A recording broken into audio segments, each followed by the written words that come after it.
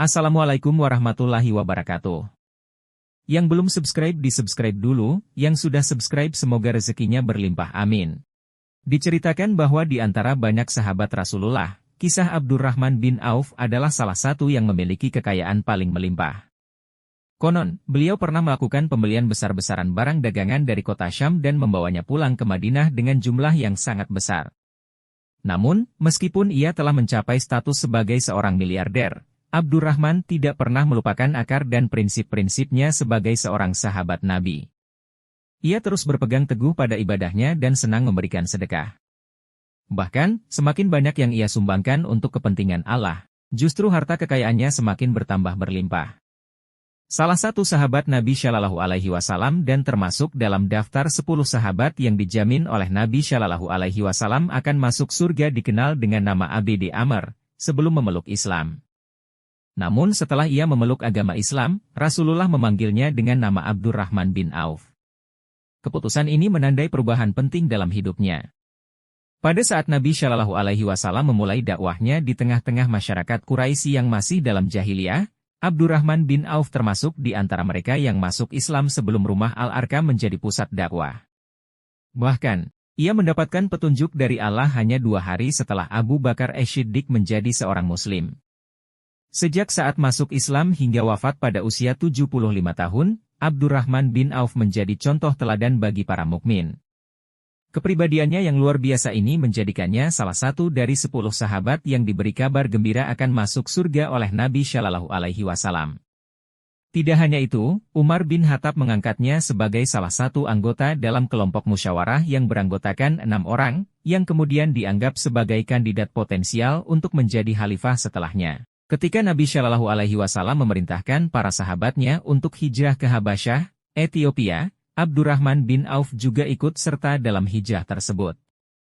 Ia melakukan hijrah 2 kali, pertama ke Habasyah dan kemudian ke Madinah. Ia juga turut berperang dalam berbagai pertempuran penting seperti Perang Badar dan Uhud.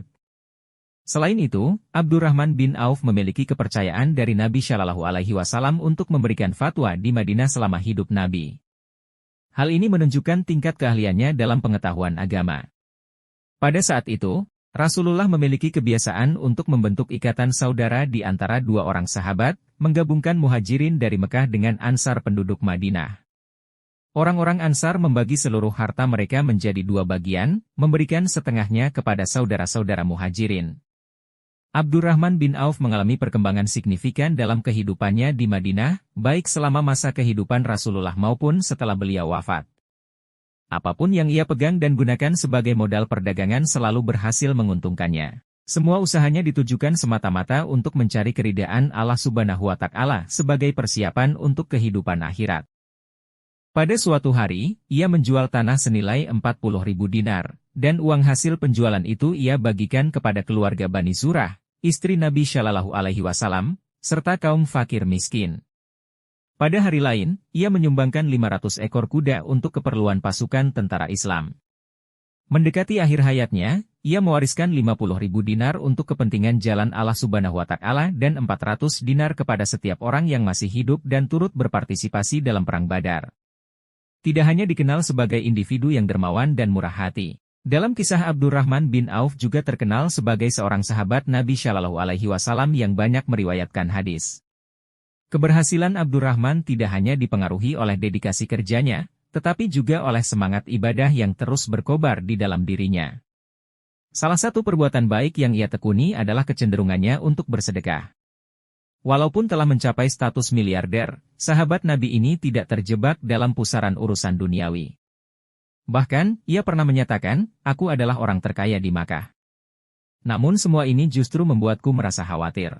Aku takut bahwa harta yang kumiliki akan menjadi penyebab keruntuhanku." "Suara apa ini?" tanya Aisyah.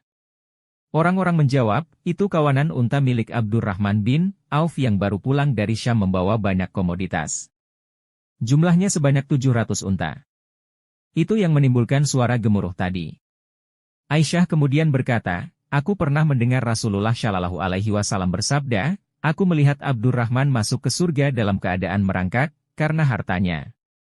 Setelah ucapan Aisyah itu Abdurrahman pun berucap, "Jika bisa, aku ingin tetap masuk ke surga dengan berdiri." Ia pun menyedekahkan semua gandum dan pelana unta miliknya di jalan Allah. Ketidaklupaannya terhadap nilai-nilai agama.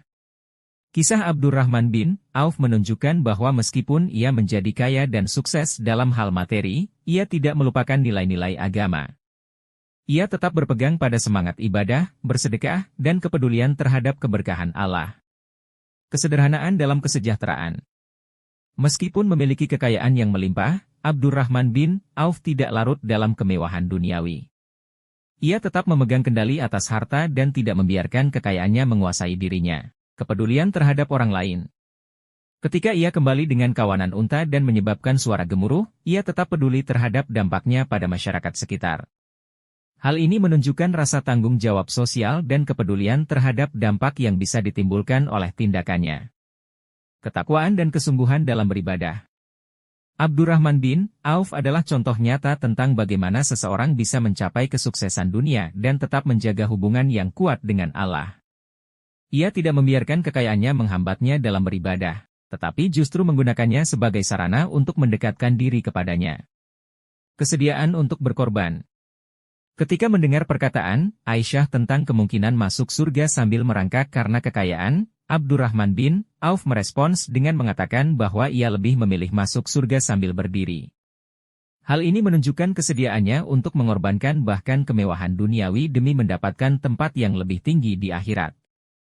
Demikian kisah Abdurrahman bin Auf yang dapat dijadikan teladan bagi umat Islam.